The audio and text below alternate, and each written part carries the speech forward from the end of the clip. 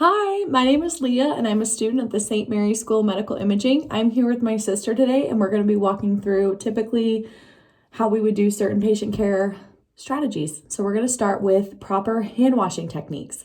So I'm going to teach my sister how to properly wash her hands in a medical setting.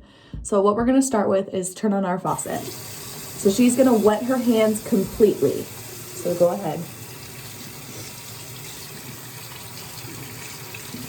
Okay, so now that her hands are completely wet, we're going to take 2 pumps of any antibacterial soap. We're going to use our Super Festive one right here.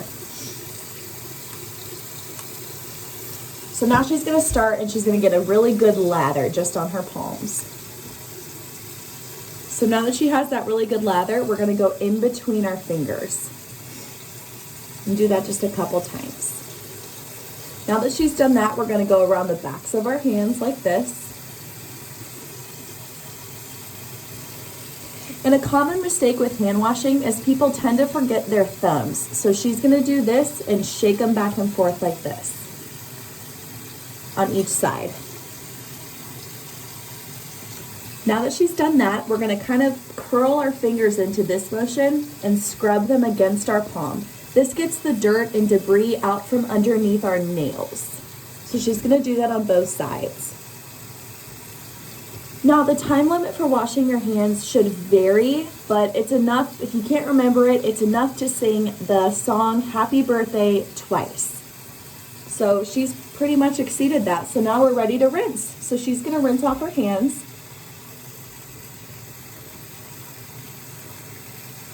Now, typical hand towels that are usually provided in typical home settings, those are usually ridden with bacteria. So if a single-use paper towel is available, you're going to want to go ahead and use that. Another common mistake is turning the faucet off with our clean hands. We don't want to do that. So she's going to grab her single-use paper towel. She's going to dry her hands completely.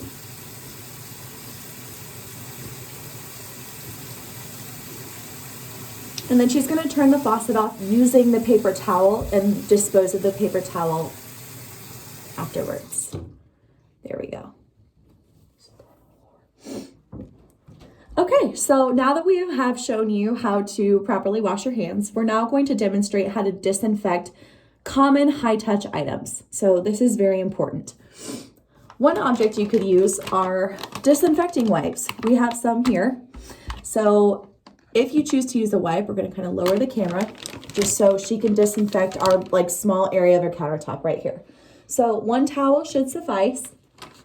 So she's going to pull one out and just kind of circular motions really get all of the dirt out from the countertop.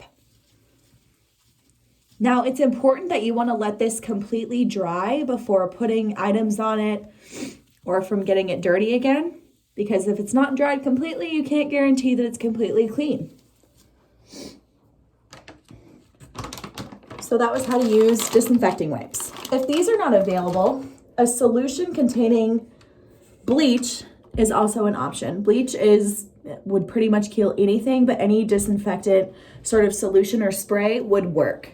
So I'm going to have her take this and use about 2 sprays because this is a small area.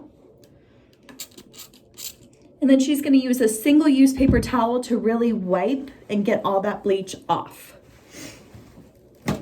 Again, a disinfecting solution would suffice for this too. In addition to countertops, common high-touch things are debit cards, phones, keys. We're probably not going to want to use bleach for those, but a disinfecting wipe or a alcohol wipe that has about 199% alcohol would suffice for cleaning those high-touch areas. So now that we've done that, especially with COVID-19 being where it is, wearing PPE or personal protective equipment is absolutely essential. So I have a pair of gloves here, and I'm going to show my sister how to correctly put on a pair of gloves. So I will demonstrate first, and then I will have her do it. So when you're putting on gloves, they're typically in a container. Mine are out in the open because we're at our house. But you're going to want to grab the glove by the wrist, the lip here. It's like an elastic that stretches. So you're going to want to grab the lip and always touch inside, not on the outside. Slide your hand in like this And then to remove it, you're gonna slide your hand or your finger underneath it because we have contaminated the outside of the glove. So we don't want to get those contaminants on our clean bare hand. So slide your fingers underneath the glove and pull it inside out. Now for demonstrational purposes, I'm going to touch it so my sister can do it with her glove. So pull it all the way out, inside out, grab it inside and dispose of it. So she's gonna go ahead and do what I just showed her. Her hands are kind of damp, so make sure that you completely dry your hands before putting on gloves. Sorry.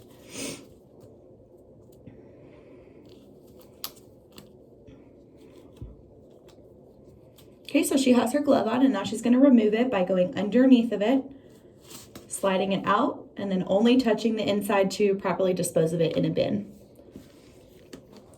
So that's gloves.